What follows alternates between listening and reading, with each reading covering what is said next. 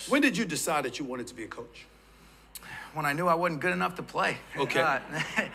So once my career ended, I've always had a passion for it. And growing up, I don't take for granted. I would never be sitting in this role if it wasn't for the family background. You know, my grandfather, John McVay, set a legacy that if I went through the career trajectory, it's embarrassing because I started on third base, and I'm not naive to that. But what I did want to make sure is that I made right by the family name and the legacy that he had set before me. But as soon as my college career finished up, I knew that I wanted to get involved in the game. I've always loved it. And you're not sure, do you want to go into the personnel side or do you want to go into the coaching side? And then as soon as you get the interpersonal interactions that the coaching entails, different than the personnel side, that's what you love the most about it, and I knew right away. The rules and the criteria that contribute to success.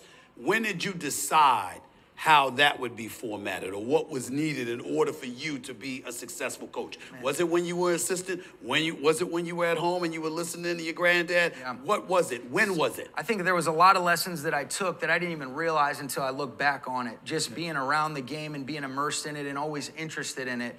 I've always had an interest in leadership. I've always been around really good people that taught me. You know, I was around Mike and Kyle Shanahan.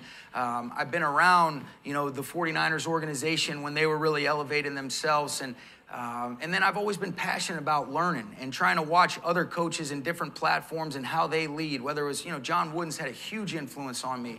Doc Rivers has had a huge influence on me. And so I think you're just accumulating those experiences. And sometimes a lot of the things you've been exposed to that aren't what you want to do are as beneficial as anything else. You know, I'm excited about the opportunity to move forward for us because things have gone relatively well in Los Angeles. And I always talk about tough times don't last, tough people do. And now you're forced for the first time to really go through that and say, hey, how do you look inward? How do you respond the right way and follow the advice that you give your players on a daily basis? Before I move back